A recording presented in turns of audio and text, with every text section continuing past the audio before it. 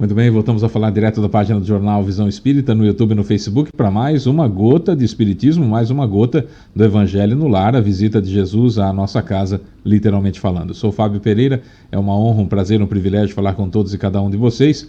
Estamos também na página do Centro de Estudos Espíritas Caibar Schutel no Facebook e ainda no YouTube e Facebook na página do jornalista Fábio Pereira. Não, esse vídeo não tem fins lucrativos. Então, quando a gente pede para você dar o joinha, o like, para você curtir, na realidade é para que o YouTube e o Facebook recomendem esse vídeo para outras 4 pessoas para cada like, para cada curtida, tá? Então é por isso, é para divulgação da doutrina espírita. Se você puder, já agora, já dá o like, porque a gente acaba esquecendo depois que assiste, né? E aí acaba passando e a gente perde a oportunidade de ajudar a doutrina espírita a ser propagada, tá bom? Bom, nosso Evangelho no Lar, nós gravamos para que você que é o único espírita da sua casa, ou você que mora sozinho, ou você que tem dificuldade para ler um trecho do Evangelho em voz alta com a família e explicar e tudo mais, então utilizam, faz como muitas famílias fazem, se reúnem no dia e hora marcados para o Evangelho no Lar, e aí colocam no YouTube, na televisão, por exemplo, e aí assistem juntos, né? E é muito bacana. Deixa sua água pronta lá. Nós vamos fazer o Evangelho, o culto do Evangelho no Lar completo.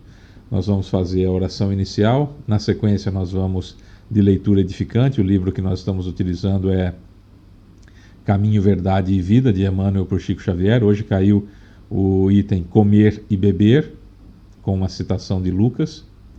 Aí a gente vai ler e explicar, né, discorrer sobre o que Emmanuel fala. Aí depois vem o Evangelho segundo o Espiritismo, o meu está aqui, meu velhinho está aqui.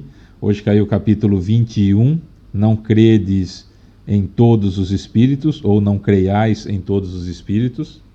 A gente vai ler e vai explicar também. No final, a oração final já para a fluidificação da água, certo? Os mentores vão fazer a minha aqui, e os mentores aí na sua casa vão fazer o seu aí. Não é nada pela televisão, pelo computador, etc. Tá bom? Então vamos lá. Elevemos o nosso pensamento até Jesus, o que isso significa? Pensar no rosto dele como nós imaginamos que ele seja.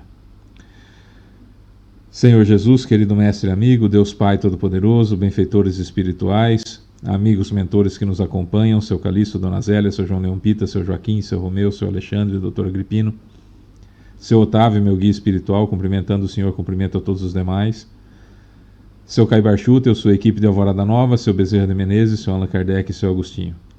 Invocamos ao Senhor, mestre querido, e evocamos esses nossos irmãos para que a nossa casa se torne uma verdadeira embaixada do plano espiritual superior, com a presença não só do Senhor, mas também dos mentores que irão trabalhar na crosta hoje.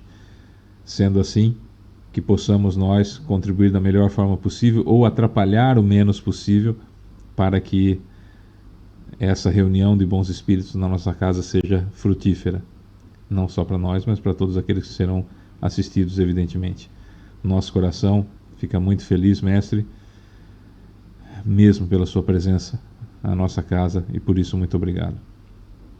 Ainda nas gratidões, nosso muito obrigado por tudo de bom que nos aconteceu na última semana, nosso muito obrigado por tudo de ruim que não nos aconteceu na última semana, e claro, também de verdade, muito obrigado por tudo de ruim que aconteceu conosco na última semana, porque já foi, é aquele alívio, né? Já foi, já passou, já não está mais no nosso débito, já não está mais na nossa conta, e isso é muito importante. E dessa forma, mestre, nosso muito obrigado de coração. Bom, com relação aos pedidos, gostaríamos que o Senhor não olhasse as nossas imperfeições, pelo menos por esses instantes do Evangelho, mas a fé que anima o nosso coração, o nosso desejo de ser útil, de fazer o certo em vez do fácil, e que aconteça da melhor forma possível aquilo que nós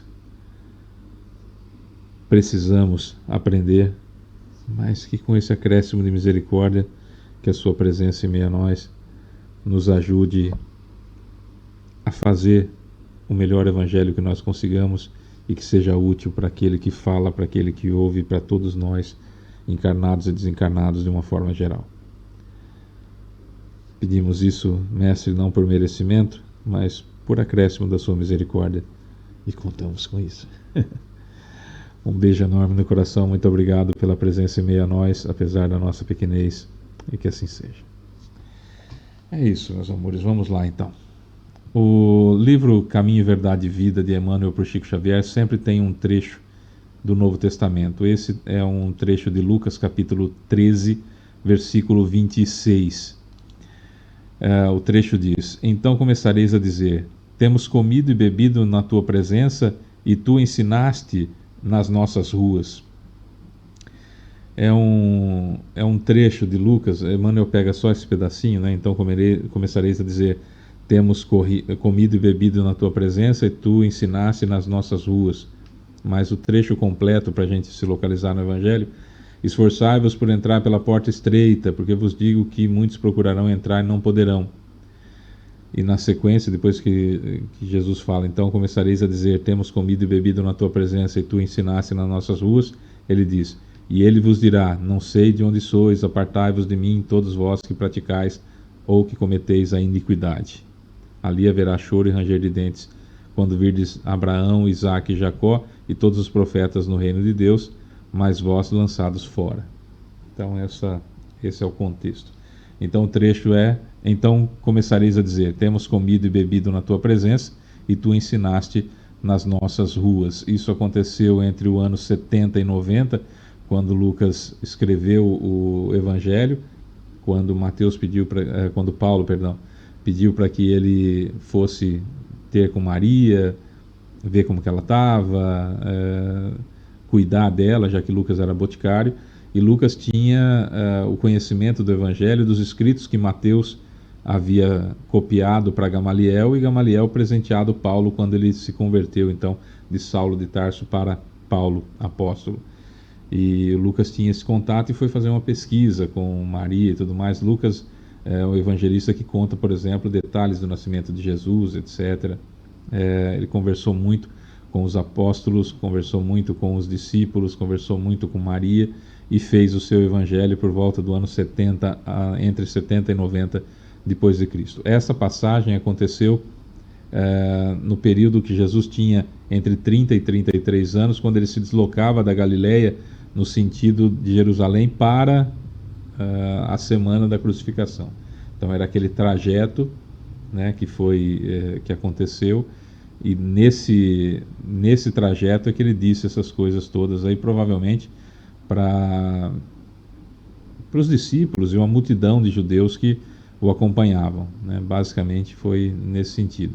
Então foi pensado ali por Lucas essas frases, essa passagem, essa parábola de Jesus, que fala que nós temos que tentar entrar pela porta estreita, porque larga é a porta da perdição, e que se a gente não firmar o passo, vamos usar esse termo, se a gente não firmar o passo e entrar pela porta correta, não vai adiantar nada a gente ficar falando depois: não, mas nós profetizamos em teu nome, nós fizemos isso, você estava conosco, ensinava nas nossas ruas e tudo mais. Aí não vai adiantar muita coisa, né? Onde haverá choro e ranger de dentes. Vai ter que reencarnar, não vai poder ficar lá num plano superior, né? Não existe inferno, tá? Então vamos lá, vamos ver o que Emmanuel diz. Então começareis a dizer, outra tradução, eu sempre uso duas para você ficar mais coerente com o que você tiver aí na sua casa. O trecho de Lucas capítulo 13, versículo 26, então começareis a dizer: Temos comido e bebido na tua presença e tens ensinado nas nossas ruas. O versículo de Lucas aqui anotado refere-se ao pai de família que fechou as portas aos filhos ingratos. O quadro reflete a situação dos religiosos de todos os matizes que apenas falaram em demasia, reportando-se ao nome de Jesus. No dia da análise minuciosa, quando a morte abre de novo a porta espiritual, eis que dirão haver comido e bebido na presença do Mestre, cujos ensinamentos conheceram e disseminaram nas ruas. Comeram e beberam apenas. Aproveitaram-se dos recursos egoisticamente. Comeram e acreditaram com a fé intelectual. Beberam e transmitiram o que haviam aprendido de outros. Assimilar a lição na existência própria não lhes interessava. Assimilar a lição na existência própria não lhes interessava a mente inconstante. Conheceram o Mestre, é verdade, mas não o revelaram em seus corações. Também Jesus conhecia Deus, no entanto, não se limitou a afirmar a realidade dessas relações. Viveu o amor do Pai junto dos homens, ensinando a verdade, entregou-se à redenção humana sem cogitar de recompensa. Entendeu as criaturas antes que essas o entendessem. Concedeu-nos supremo favor com a sua vinda, deu-se em holocausto para que aprendêssemos a ciência do bem. Não bastará crer intelectualmente em Jesus, é necessário aplicá-lo a nós próprios. O homem deve cultivar a meditação no círculo dos problemas que o preocupam cada dia. Os irracionais também comem e bebem. Contudo, os filhos das nações nascem na terra para uma vida mais alta. Olha, eu já dizia no evangelho anterior da semana passada, e tenho colocado nos meus textos algo que vem me chamando a atenção e que eu acho de extrema importância a gente continuar chamando a atenção. Jesus tem que ser protagonista na nossa vida, no nosso centro espírita, na nossa religião. O que nós temos visto é um verdadeiro assinte de pessoas que se dizem religiosas e têm comportamentos absurdamente materialistas, de controle de poder, de manipulação de massa, de criar para si, dar-se nesse sentido, criar para si uma importância tal por ter milhões de seguidores. Então, arvora-se de grande artífice do bem e do mal, como se estivesse acima do bem e do mal. E nós vimos no último domingo, hoje nós estamos gravando, é dia 10 de setembro de 2025. Nós vimos no último domingo, no 7 de setembro, discursos que eu fico pensando, onde está Jesus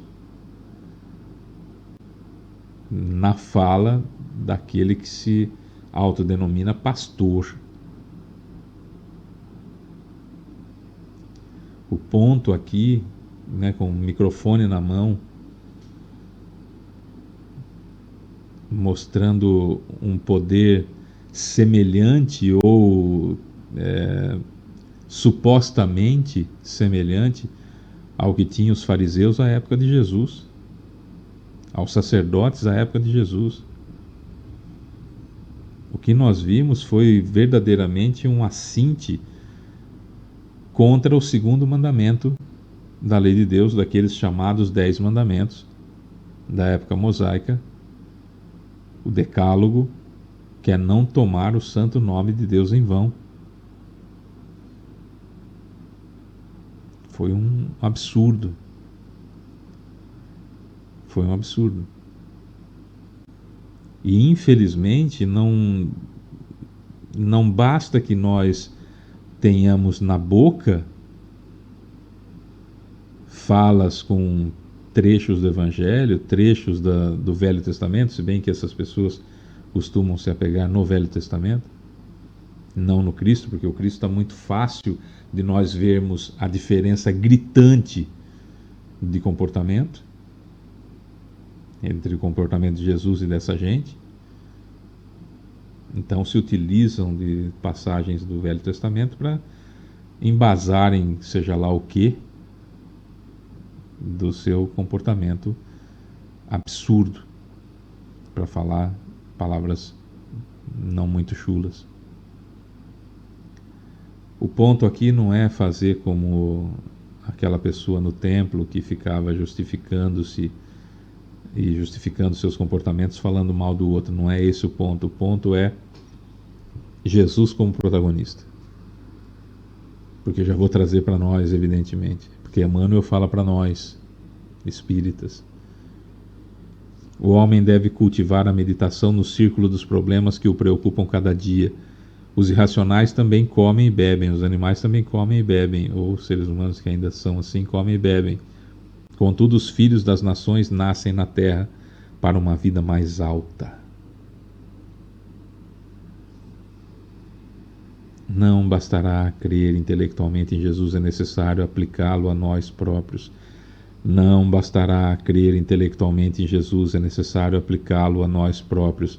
Não adianta eu saber decore salteado versículos do Novo Testamento, passagens de Jesus, perguntas e respostas do Livro dos Espíritos, trechos do Evangelho segundo o Espiritismo, conhecer as obras básicas de memória, obras básicas de Allan Kardec, de memória. É necessário aplicá-lo a nós próprios. Precisamos ter Jesus como protagonista e não como o gênio da lâmpada que me concede desejos, e não como o sujeito que eu procuro quando eu estou com problema.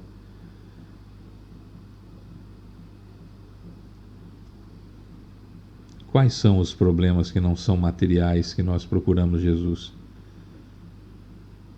Há que fazer um grande esforço aqui para tentar de alguma forma achar um, né? Perdi um ente querido. Tá, isso é material, é egoístico. Nós espíritas sabemos que ele continua vivo. A dor da saudade, ótimo. Revolta com isso, eu perdi alguém, eu preciso aprender um pouquinho mais. E evidentemente é algo material, portanto,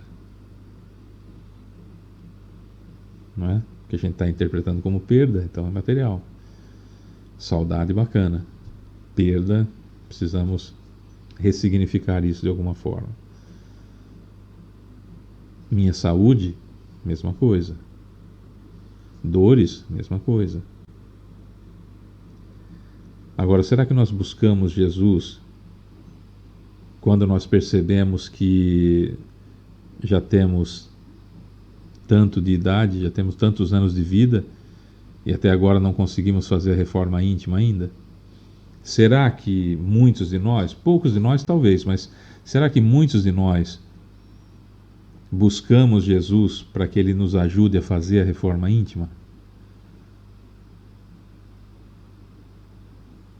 Será que nós fazemos a nossa oração: ô Jesus, olha, eu continuo com esse defeito, assim, assim, assim, com essa mazela na minha vida, eu perdi de novo para mim mesmo, na luta diária contra as minhas más inclinações, perdi de novo, o Senhor não me ajuda aqui, preciso de muita ajuda para resistir isso, eu sei que o Senhor sabe como resolver isso, tem como o Senhor me ajudar? Será que muitos de nós fazemos isso ou só alguns de nós fazemos isso? Porque isso é verdadeiramente o que se deve pedir. Claro, tudo se deve pedir a Jesus, evidentemente, porque nós temos que entender essa interação com Ele. Mas o que está no nosso planejamento encarnatório é o que vai acontecer, não é? Mas dá para dar uma atrasadinha, dá para deixar o que está no planejamento encarnatório como um plano B para a próxima encarnação, plano B, C, D, E, F, G, H. Isso dá para fazer. Não dá para anular a dívida, mas dá para pagar de outra forma, isso dá para fazer. Perceba que no que diz respeito à moral, não é muito comum a gente pedir em oração. Às vezes a gente até pensa, fala assim, não, eu vou pedir para Jesus me ajudar a tomar uma boa decisão. Tá, mas o que você está querendo decidir? É a sua vida material? É a sua vida financeira? É a sua vida amorosa? É a sua vida conjugal? É a sua vida de relacionamento? O que é? Não bastará crer intelectualmente em Jesus, é necessário aplicá-lo a nós próprios. Questão 625 do Livro dos Espíritos. Os Espíritos influenciam... Não, essa é 459. Questão 625 do Livro dos Espíritos. Qual o ser mais perfeito que já habitou a Terra para servir de guia e modelo à humanidade? Qual o ser mais perfeito que Deus enviou à Terra para servir de guia e modelo para a humanidade? Guia e modelo. Para nos guiar e para ser aquele que eu devo copiar. Então devo seguir Jesus e copiá-lo, porque a resposta é Jesus, no Livro dos Espíritos.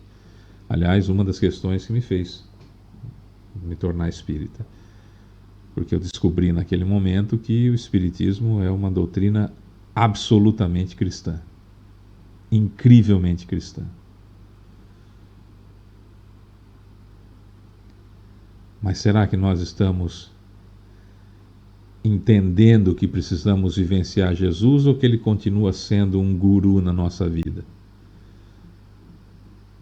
Ah, Fábio, mas Jesus é um espírito muito evoluído, então eu falo com os prepostos dele, falo com os assistentes dele.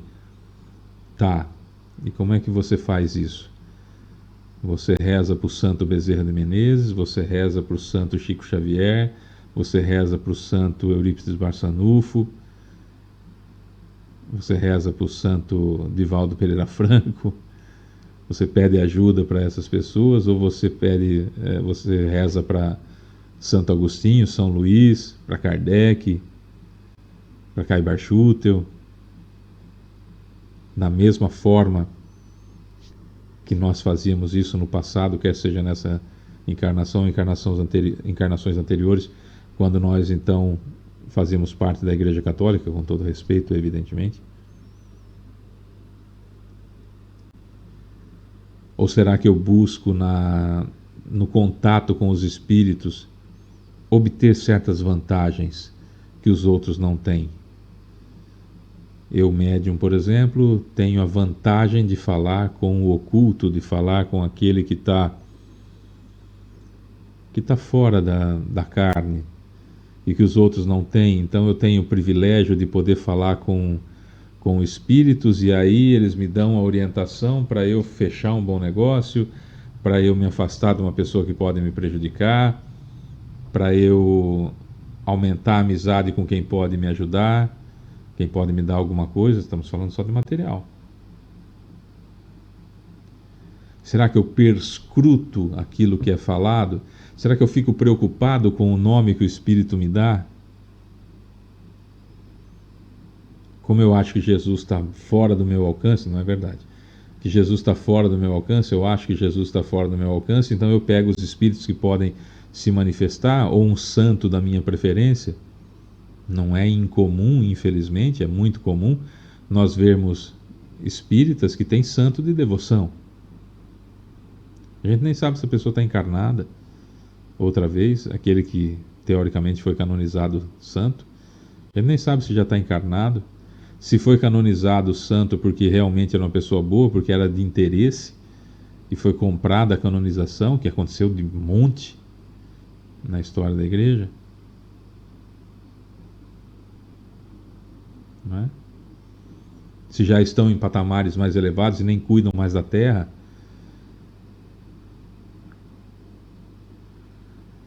O espírito é racional. Ah, mas eu falo com o espírito e ele me dá dicas. Ah, tá, ele vai te falar o número da loteria também? Essas dicas que ele dá para você, que esse espírito dá para você, é quando você vai fortalecer uma má inclinação que você tem repetindo-a. Ele chega e fala: ó, pensa bem, isso aqui você sempre fez, são várias encarnações, será que não está na hora de fazer diferente? Cuidado com essa tendência, cuidado com essa má inclinação. Ou será que aquele espírito que nós julgamos superior, que está ao nosso lado, porque sempre a gente julga que seja um espírito superior, embora às vezes as nossas atitudes não são necessariamente do tipo que atraem espíritos superiores, mas enfim, a gente acha que o que está perto da gente é espírito superior, como se ele não tivesse nada para fazer, só ficar ao nosso lado. E aí esse espírito que seria superior, ele está preocupado em te alertar do quê? Ele está preocupado em te trazer informações sobre o quê? De novo bato naquela tecla. Quando teoricamente apareceu a mãe de Jesus para jovens em várias partes do mundo, sempre anunciou tragédias. Será que ela pararia o que ela estava fazendo no Vale dos Suicidas, que tem um hospital lá, para atender essas pessoas que mais sofrem, um trabalho hercúleo e gigantesco nas costas dela, ela ia parar para vir falar de tragedinha que vai acontecer na Terra que nem se pode evitar?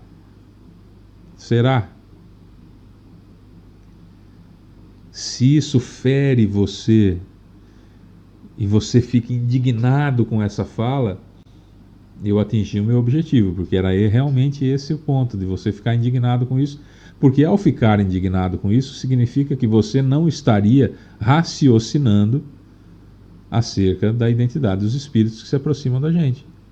E daquela escala espírita, das 10 classes que Kardec colocou, mostrando que espíritos superiores têm um comportamento que necessariamente são diferentes do comportamento que essa aparição atribuída a Nossa Senhora em várias partes do mundo não são condizentes.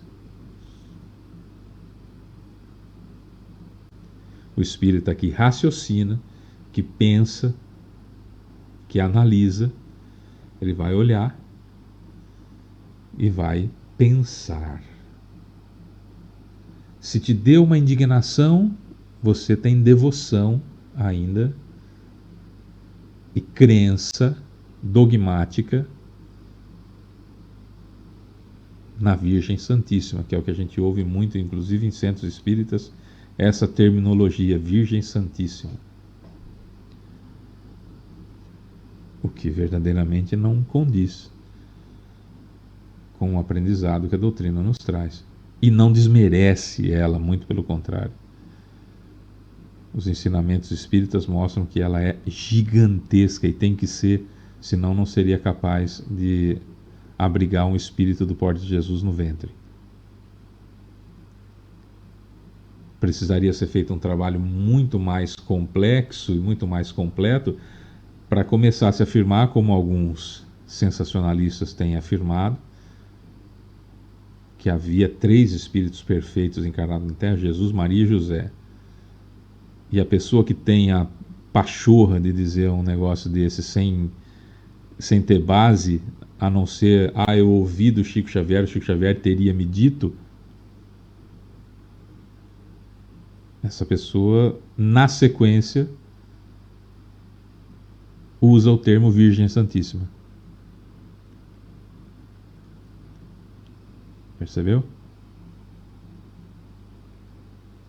Há incoerências, nós temos que raciocinar.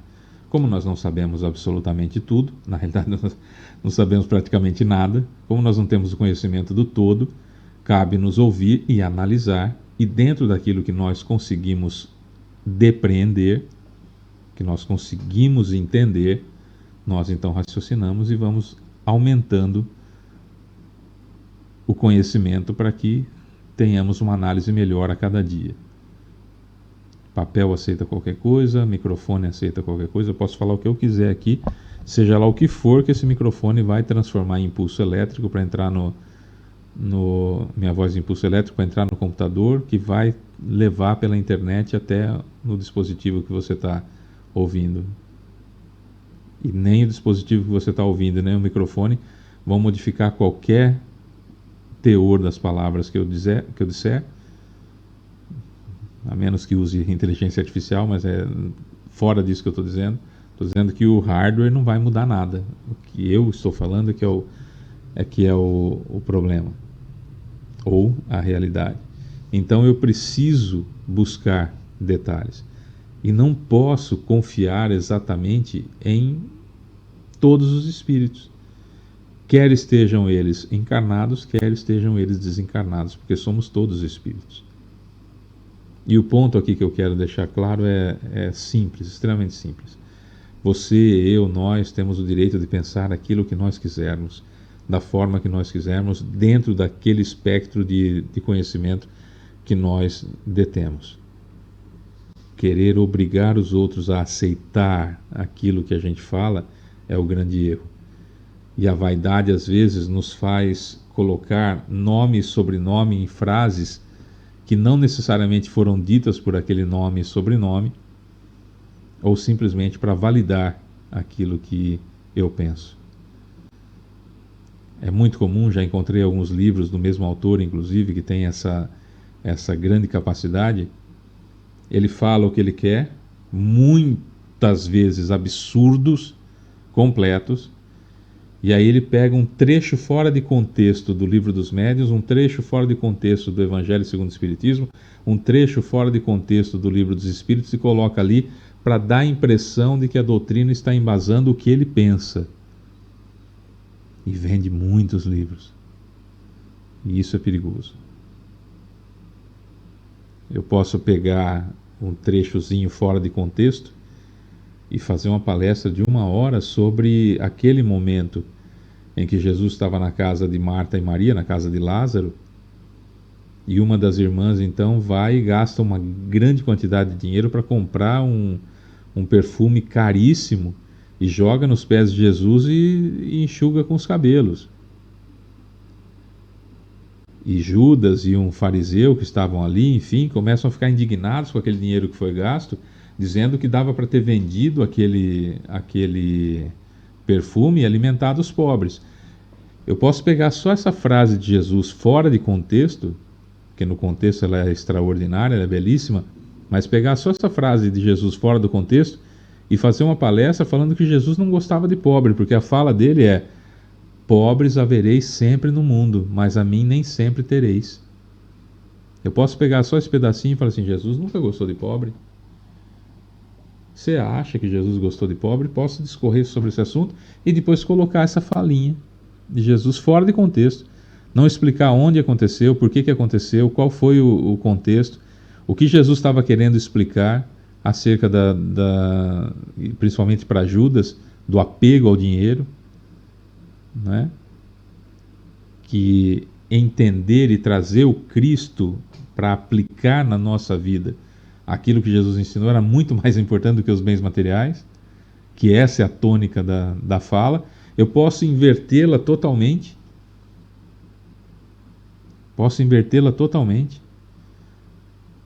E lutar contra, por exemplo, no Brasil, que está meio que polarizado, essa coisa de extrema-direita, e quem não é da gente é tudo de esquerda, né? Na visão de extrema-direita. Posso fazer uma fala totalmente contra os pobres, totalmente contra qualquer política de auxílio aos pobres, e usar esse trecho. E vou convencer milhões com essa fala. Porque o que nós vimos no Brasil, por exemplo, em pesquisas recentes, é que as pessoas acham, os egoístas, né, acham um absurdo eles não terem evoluído muito nos últimos 15 anos, e as pessoas mais pobres terem evoluído e saído do mapa da fome, saído da pobreza. E por acharem essa injustiça, acharem isso uma injustiça, porque não pensam no próximo, criam movimentos absurdos que nós temos visto, né, no Brasil. Só para contextualizar. Então eu posso pegar um trechinho e que via de regra é o que fazem canalhas sob o nome precioso de pastor, com trechos do Velho Testamento para justificarem suas atitudes extremamente materialistas. Não é? Nós espíritas, que é o que nos interessa, precisamos tomar cuidado de ficar confiando em qualquer coisa que a gente recebe. Aqui Kardec vai falar sobre o que os espíritos podem nos trazer e que devemos desconfiar, não acreditar em todos os espíritos. Erasto, no livro dos Médiuns, diz que é preferível negar 10 verdades do que aceitar uma mentira. Tamanha preocupação que se tem com o que vem do plano espiritual, que a gente não tem controle, porque os espíritos nada mais são do que seres humanos como nós, só que estão desencarnados. Nós podemos sair na rua agora e confiar na primeira pessoa que a gente vir, no que ela vai falar? Posso? Saio na rua agora. Você sai na rua agora na sua cidade. Vai lá na rua, encontra uma pessoa passando, fala: oi, tudo bem? E conversa com essa pessoa, e o que ela falar você vai acreditar plenamente. Os espíritos nada mais são do que pessoas que não estão sem o corpo físico. Como diz meu pai, e eu uso muito, se a pessoa presta quando está encarnada, ele usa quando está viva, né? Se a pessoa presta quando está viva, morreu, continua prestando. Se a pessoa não presta quando está viva, morreu, continua não prestando. Os termos podem ser um pouquinho diferentes. Se a pessoa presta enquanto está encarnada, desencarnou, continua prestando. Se a pessoa não presta quando está encarnada, desencarnou, continua não prestando. É uma verdade muito bacana. Por que eu vou confiar cegamente naqueles que estão falando só porque são espíritos? Não. Capítulo 21, Falsos Cristos e Falsos Profetas. Não creiais em todos os espíritos. O trecho aqui é da Epístola de São João, capítulo 1, primeira carta, primeira Epístola de João, capítulo 4, versículo 1. Meus bem-amados, não creiais em qualquer espírito. Experimentai se os espíritos são de Deus, porquanto muitos falsos profetas se têm levantado do mundo. Kardec diz o seguinte: os fenômenos espíritas, longe de abonarem os falsos cristos e os falsos profetas, como algumas pessoas apraz dizer, golpe mortal desferem neles. Não peçais ao espiritismo prodígios nem milagres, porquanto ele formalmente declara que os não opera. Do mesmo modo que a física, a química, a astronomia, a geologia revelaram as leis do mundo material, ele, o espiritismo, revela outras leis desconhecidas, as que regem as relações do mundo corpóreo com o mundo espiritual, leis que, tanto quanto aquelas outras da ciência, são leis da natureza. Facultando a explicação de certa ordem de fenômenos incompreendidos até o presente, o espiritismo destrói o que ainda restava do domínio do maravilhoso. Quem, portanto, se sentisse tentado ali explorar em proveito próprio os fenômenos, fazendo-se passar por Messias de Deus, não conseguiria abusar por muito tempo da credulidade alheia e seria logo desmascarado. Aliás, como já se tem dito, tais fenômenos por si sós nada provam. A missão se prova por efeitos morais, o que não é dado a qualquer um produzir. Esse é um dos resultados do desenvolvimento da ciência espírita.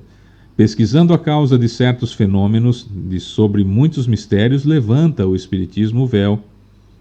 Só os que preferem a obscuridade ao invés da luz têm interesse em combater essa luz.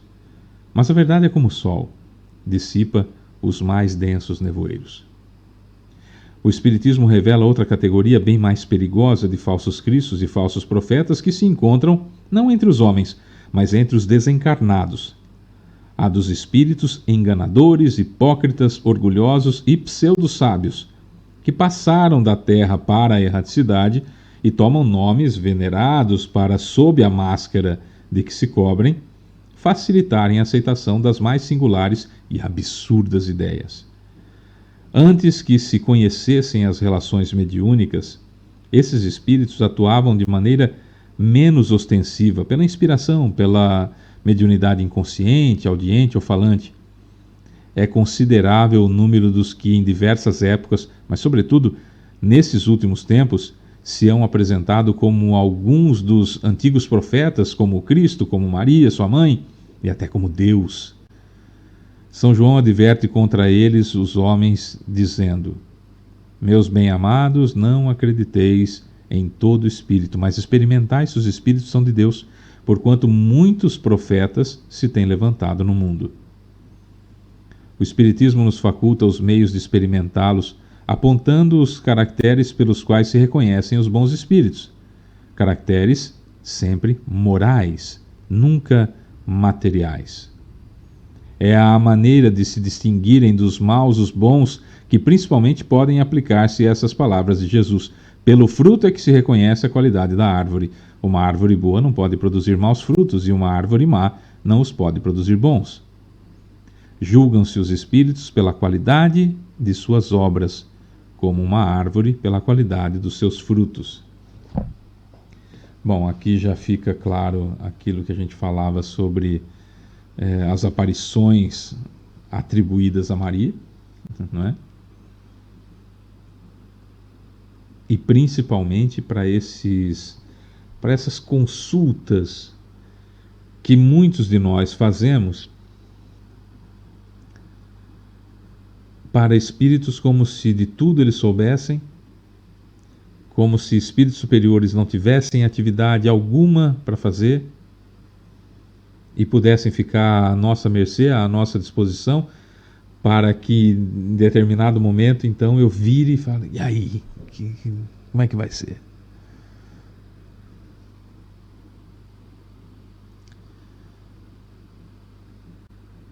Precisamos raciocinar. Precisamos pensar. Precisamos ser coerentes. O que você tem de conhecimento, use-o. Não acredite em nada do que eu disse. Mas não por orgulho infantil, orgulho adolescente. Eu não acredito, eu acho que não é assim. Isso é ser imbecil.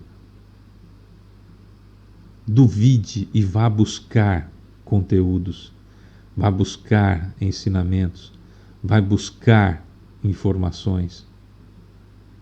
E aí sim, se eu estiver errado, agora você sabe que eu estou errado porque aprendeu certo. Pesquisando, é seu, isso ninguém tira de você. E se eu estiver errado, faça a caridade de me ajudar, corrigindo-me. Porque agora você já sabe porque pesquisou. Esse é o ponto. Percebeu? Esse é o ponto. Num grupo espírita que eu sigo, a pessoa fez a seguinte pergunta. Que eu participo, não é que eu sigo, eu participo. A pessoa fez a seguinte pergunta. Conheço muitos católicos que também são espíritas. E acho isso legal. Vocês conhecem algum evangélico que também são espíritas? Porque eu sou espírita, mas trabalho também na Umbanda. Sou médium no centro e sou médium na Umbanda.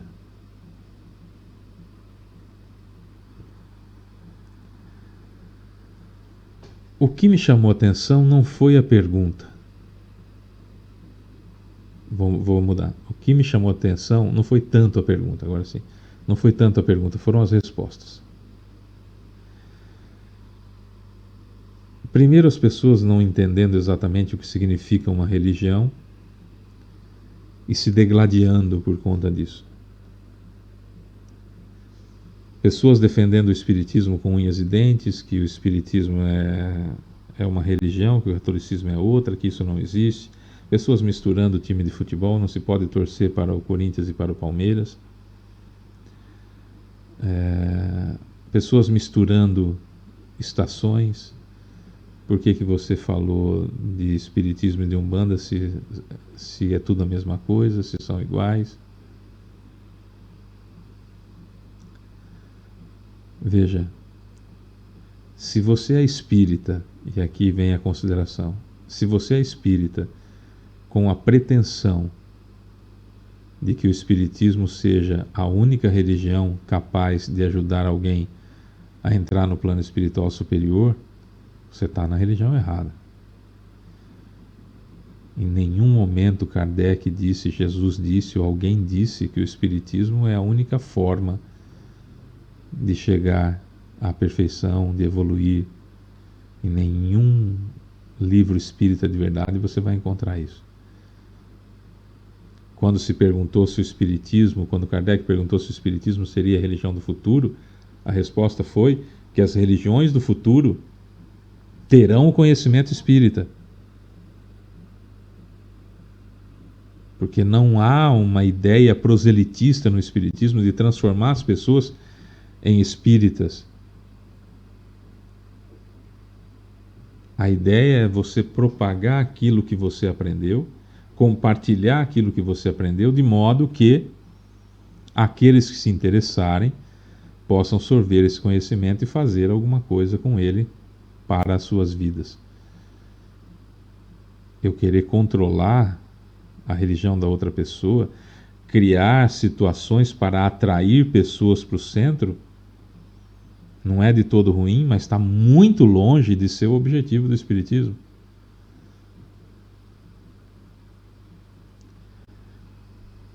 Se o Espiritismo, que é uma religião cristã por excelência, por princípio, porque foi o próprio Cristo que trouxe, sob o nome de Espírito de Verdade, a terceira revelação, que é o Espiritismo, se o Espiritismo é essa ideia de cristianismo puro ou absurdamente cristão, Cristo tem que ser o protagonista, não a doutrina. Fazer o que Jesus fazia é que é o objetivo, e não criar dogmas, e não criar cultos, e não criar normas no Espiritismo para que ele seja atraente para A ou para B. Quantas pessoas no mundo não conhecem Jesus ainda?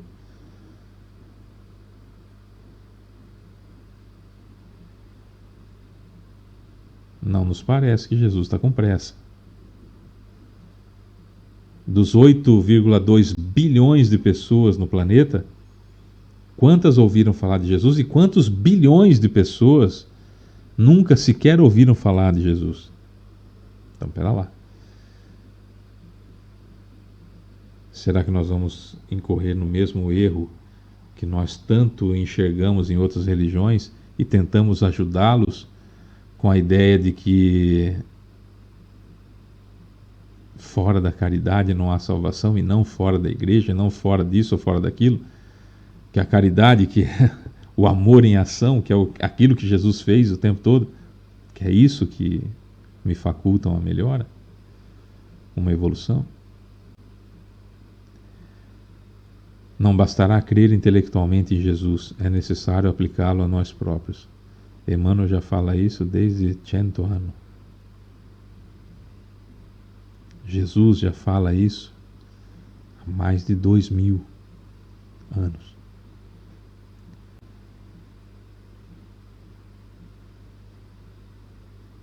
E nós ainda perdendo tempo, debatendo, brigando com outras pessoas, usando até palavras de baixo calão, ou palavras de duplo sentido, ou utilizando de uma retórica rebuscada para ofender a outra pessoa.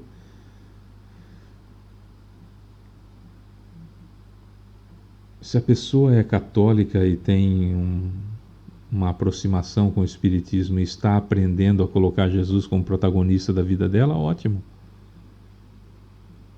Evangélico, budista, candomblessista, umbandista.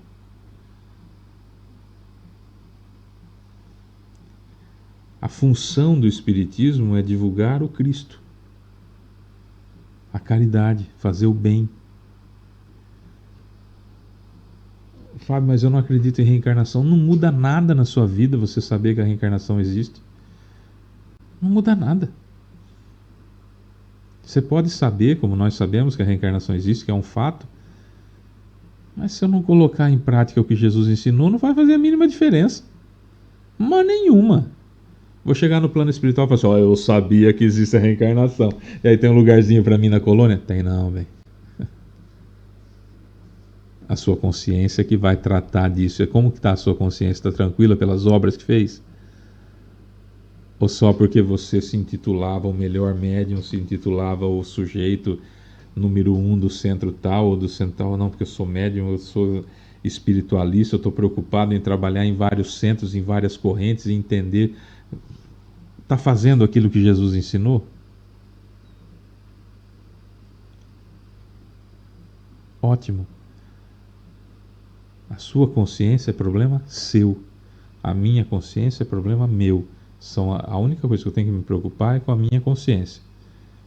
E se eu sou cristão, eu vou utilizar aquele trecho do Evangelho segundo o Espiritismo no capítulo 4 que diz, no finalzinho do capítulo 4, se eu vir o meu irmão sofrendo, devo perguntar a mim mesmo que meios Deus, em sua infinita bondade, colocou em minhas mãos para minimizar o sofrimento do meu irmão. Não importa a sua religião. E outro detalhe importante: não importa a religião, a cor, o sexo, a identidade de gênero, ideologia, sei lá o que você queira usar, como é o cabelo, se tem, se não tem.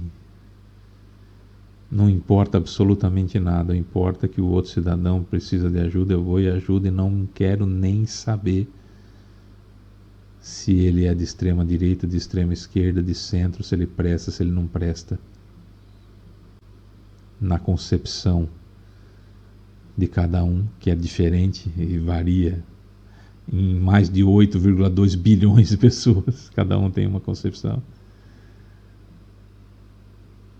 Quando eu viro meu irmão sofrendo, e se todos somos filhos do mesmo pai, somos todos irmãos, se eu viro meu irmão sofrendo, devo perguntar para mim mesmo que meios Deus em sua infinita bondade colocou em minhas mãos, em meu poder, para minimizar, diminuir o sofrimento do meu irmão. Isso deve me reger. Se eu faço isso durante o dia, durante a minha vida toda, e utilizo como fonte de religiosidade a Igreja Católica, se eu faço isso no meu dia a dia e utilizo como fonte religiosa ou escola religiosa os chamados protestantes ou evangélicos, espíritas, umbandista, candomblecista, ateísmo,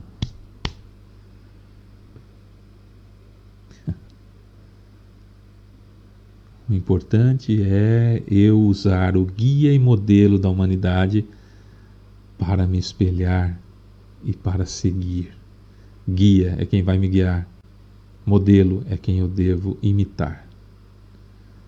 O protagonista é Jesus, não é o Espiritismo, não sou eu, não é você, não é o palestrante brilhante, não é o médium brilhante, não é o sujeito que ficou conversando com Chico Xavier e hoje fala coisas que sabe Deus se é verdade ou não.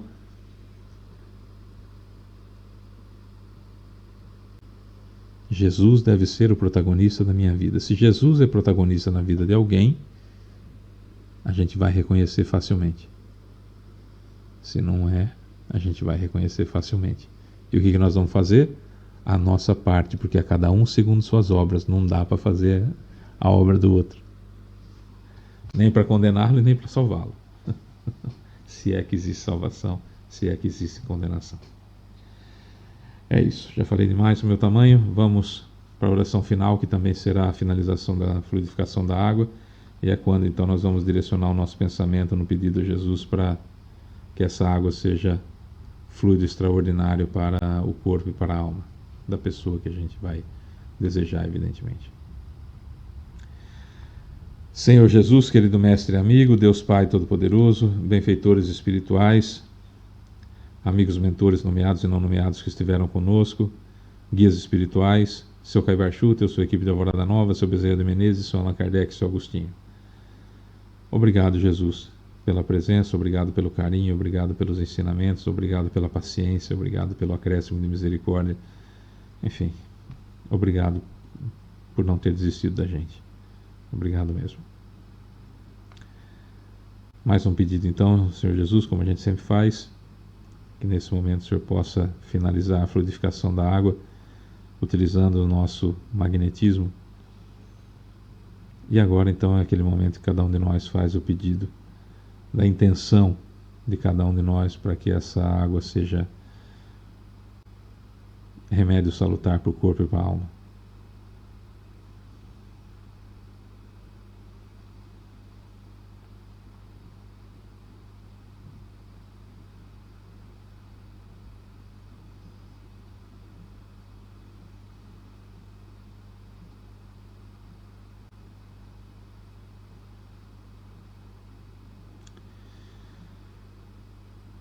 É isso. Muito obrigado, Senhor. Um beijo no coração. Até a próxima semana. Muito obrigado ao Senhor e a todos que aqui estiveram. Que assim seja. É isso, meus amores. Um beijo enorme no coração de todos e cada um de vocês. Quarta-feira tem mais. Um beijo enorme para você que fica. Tchau, gente.